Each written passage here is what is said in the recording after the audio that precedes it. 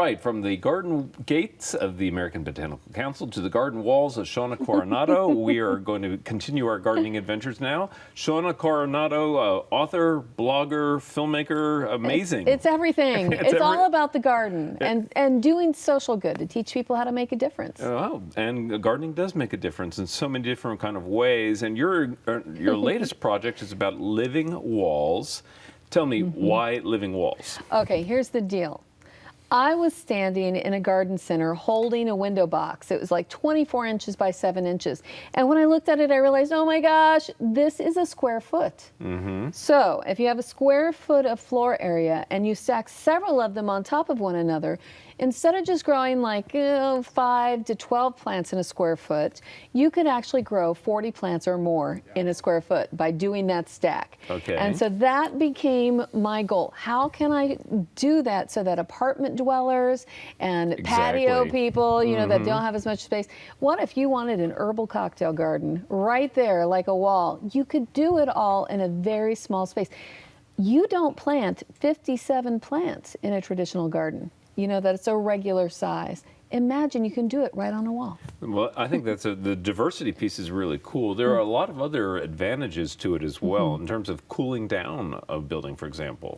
Absolutely, multiple degrees down. I mean, you know, when you have a roof, a green roof, it's up to 20 degrees, and this is equal if you put it on the side where you have a super hot wall. But you know, a super hot wall means that you also have to water more typically. Sure. So well, we are in Texas, we're aware. Exactly, of all that heat. I have a secret formula. Okay. I want to share with you the secret formula. Okay, what's the secret formula for? Okay, it's the soil. Okay. When you put soil in a container, it is raised up on a wall, and that means that it's going to get more air and air circulation, Of and course, perhaps it's right. on a sunny wall, right? And so the secret is a heavy soil mix. I use 1 part rotted manure, Wow. 1 part traditional potting soil, and 1 part compost. And I mix it up. And others will say, well, heck, that means it's not going to drain as well. Well, if you're in a super hot state like Texas, I think that's absolutely fitting. In the hottest months for me, I live in Chicagoland, August, we can get 100-degree temperatures. I water about 3 times a week.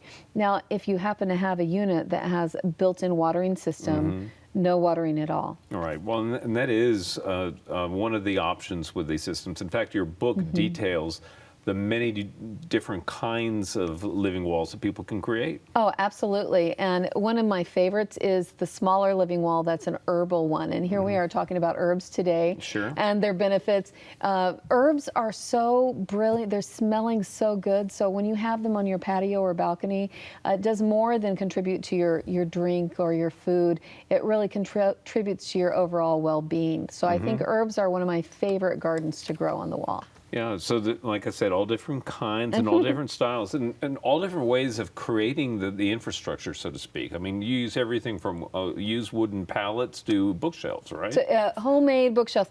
There are these hanging cones. You can go to a garden center and see the hanging cones, right? Buy them anywhere. And you can put a little hook in the wall and hang a hanging cone on. What if you have 12 of them together? That means it's an entire wall of beautifulness that you can plant up and do it well.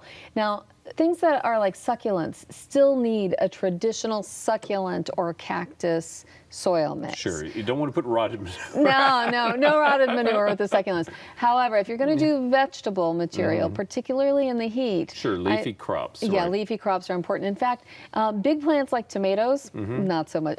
Indeterminate tomato is very tough to grow in a wall garden. It's it's not going to work. No. But a small leafy vegetable is absolutely perfect. And things like dinosaur kale. You know, dinosaur kale can get quite big, like 3 feet high. But in a wall garden, it stays small because of the root base that it has. It works brilliantly. If for somebody who wants to get started with this, how do you guide them into picking the right approach? I think that first you must determine what your sun conditions are. So if you have a full shade area, you can grow a full shade vegetable garden easily on a wall, but you need to understand what those conditions are. If you have super hot, sunny conditions, then a succulent garden is a wonderful choice. Sure. And so determine it first. You know, what is it that you're going to be planting on from the sun? Then you must determine, what do you want to water? How much do you want to water? Do you want a 6-foot wall? Do you want a little tiny wall? What's the size that you really are going for, Sure. you know? And then after that, it's easy peasy. And here's the best part. Absolutely no weeds.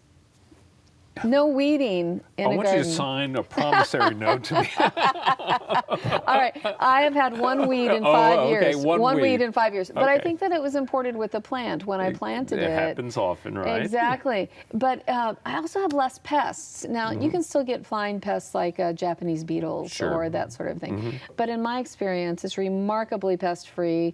I have less fungal issues, and I think that's because it's raised up and getting more air. Yeah, air circulation is important for that, right? And so when you're talking about who should plant a garden like this is applicable to almost anyone. If you have a small area, it really works super well. Sure. You know, it's great. However, if you have an ugly fence that you look out your back window. So many people do. I mean, so many people have inherited those ugly plank fences and, you know, don't know what to do with them. Exactly. So this is the perfect opportunity. Fill it with.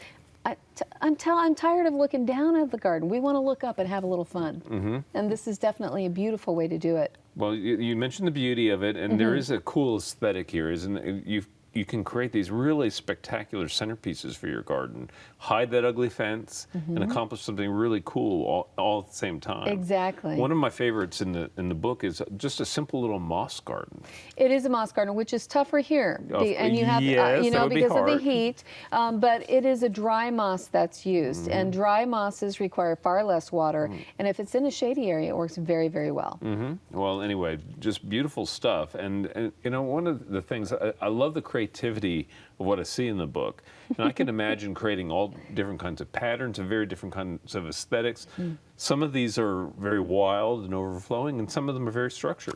I like the all foliage ones, you know, because you can mix ornamental edibles in with those all foliage. The blue of a kale mixed with the red of a beet. I love blood beets growing in the living walls, and I eat all the greens. Now I have another trick for you. If you're growing vegetables and herbs, you can cut back 1/3 of the plant when you initially harvest instead of cutting the entire plant out. And what happens is when you only cut out 1/3, you're preserving the other 2/3. Then that 1/3 grows back, and then you can harvest from the other 2/3 later in the season. Okay, well, that's It makes it easy. Very easy for harvest, of course.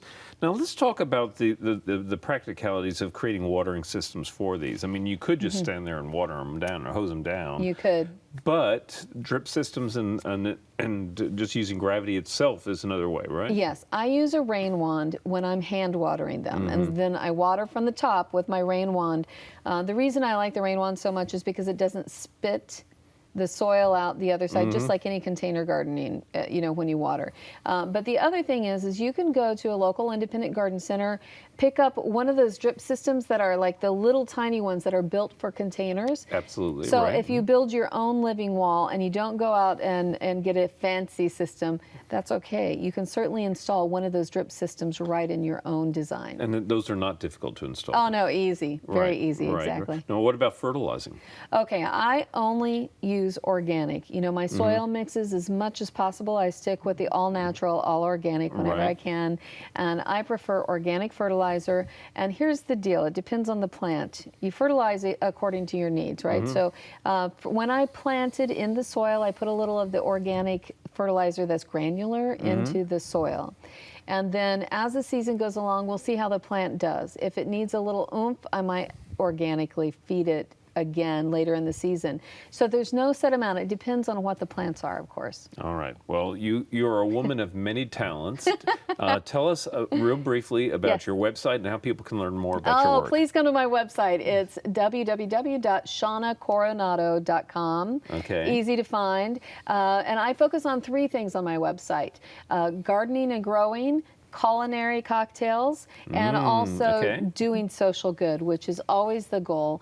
I have a front lawn vegetable garden, which is a great story in itself, and I donate. Your neighbors let you do that? They do, and it's something else. And it's 100 to 150 pounds of food every year I donate to the local food pantry. Cool. I want more people out there growing and doing good things for the community. All right. Well, Shauna, thank you so much for bringing the living wall concept to Central Texas Gardener. We appreciate terrific. it. Thanks for having me. No, it's been fun, and I hope a lot of folks out there will follow the example. And right now, we're going to turn our program over to our friend Daphne.